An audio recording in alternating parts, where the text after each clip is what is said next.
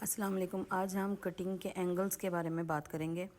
सबसे पहले आपको एंगल्स का समझना बहुत ज़रूरी है। जैसे कि ये आप एक लाइन ड्रॉ की है मैंने, जिसके सेंटर में मैंने एक लाइन ड्रॉ की है, जिसमें इसका जो एंड है वो 0 डिग्री है। उसके बाद इसका ऊपर वाला जो एंगल है वो 45 डिग्री है, और इसके बाद जो इसका थर्ड एंगल है वो 90 डिग्री है। इसके बाद जो इसका ऊपर वाला पोर्शन है वो 35 डिग्री है, 135 डिग्री है, और ऊपर जो बिल्कुल ऊपर स्ट्रेट है 180 डिग्री है।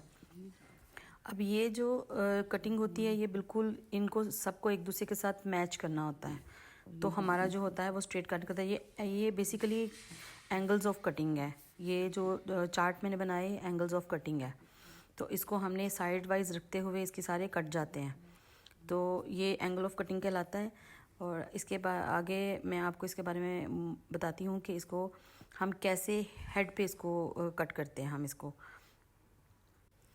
हेड पे रखते हुए ये एंगल्स हम किस तरीके से मेंटेन करते हैं। यहाँ पर हम हॉरिजॉन्टल एंड वर्टिकल के बारे में बात करेंगे। जो कट हम बिल्कुल साइड पे जाकर करते हैं वो हमारा वर्टिकल कहलाता है, और जो कट हम बिल्कुल नीचे की तरफ करते हैं वो हमारा हॉरिजॉन्टल कहलाता है। अब वो हेड की पोजीशन को देखते हुए हम उसको सिलेक्ट करते हैं। ये हेड के बिल्कुल नैप एरिया से बिल्कुल नीचे की तरफ जो कटिंग 0 डिग्री में जाकर होती है वो हॉरिजॉन्टल कहलाती है, और जो साइड पे जाकर होती है वो वर्टिकल कहलाती है। जैसे कि ये हेड का बिल्कुल नैप एरिया है, और जो नीचे की तरफ जा रहा है ये हॉरिजॉन्टल हो गया, और ये जो साइड पे जा रहा है ये वर्टिकल हो गया। आपको समझ आ रही होगी।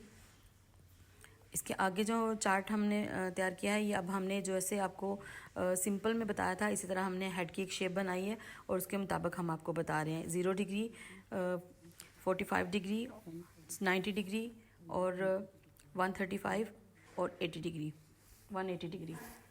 अब ये हमारे हेड की पोजीशन होती है, जो हमारे नेक से लेकर हमारे क्राउन एरिया, फोरहेड की तरफ, ऊपर की तरफ, ये हमारा सारा कहलाता है। इसको इक्वल लेंथ में जब काटना होता है तो वो कहलाता है।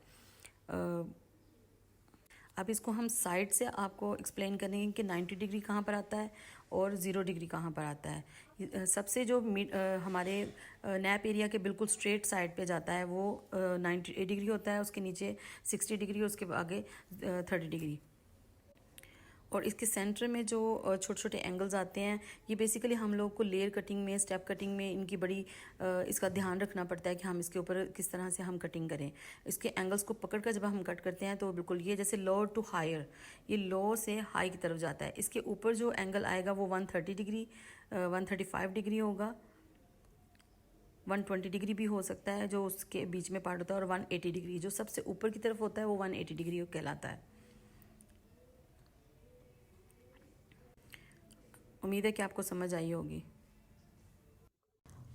इसके आगे जो हम कटिंग करने वाले हैं ये बिल्कुल हॉरिजॉन्टल और वर्टिकल इस एंगल में होगी, फ्रंट पे रखते हुए।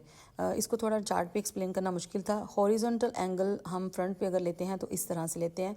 हॉरिजॉन्टल एंगल लेकर उसको वर्टिकल में हम कट करते हैं, बिल्कुल स्ट्रेट वर्टिकल, बिल्कुल स्ट्रेट फ्रंट पे लाकर या बैक पे लाकर। जब भी आप हॉरिजॉन्टल में कटिंग करते हैं वो होता स्ट्रेट ही है, फ्रंट पे लाकर करें या पीछे लाकर करें।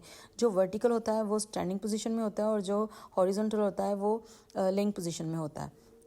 तो यहाँ पर हम जो कटिंग कर रहे हैं ये बटरफ्लाई कट कहलाता है, जिसको हम फ्रंट पे लाकर ये सारा कट जो है वो फ्रंट पे आके होता है।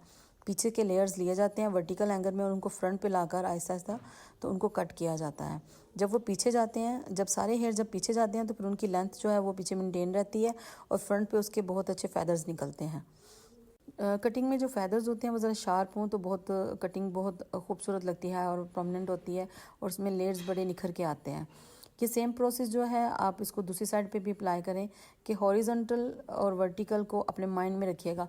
हॉरिजॉन्टल लेयर्स लेते हुए उसको वर्टिकल में हम लोग कट करेंगे। ये हॉरिजॉन्टल और वर्टिकल में थोड़ा सा कन्फ्यूजन हो जाता है। जब हमने फ्रंट पे कट किया तो हमारी जो स्टैंडिंग पोजीशन थी वो फ्रंट पे थी। जब हम बैक पे आए तो हमारी स्टैंडिंग पोजीशन बिल्कुल बैक पे आ गई। तो ये इसका हमारा फाइनल लुक है। देखें इसके लेयर्स और फैदर्स कितने खूबसूरत निकले हैं। उम्मीद करती हूँ कि आपको हमारा चार्ट के मुताबिक जैसे मैंने आपको समझाया आपको समझ आई होगी।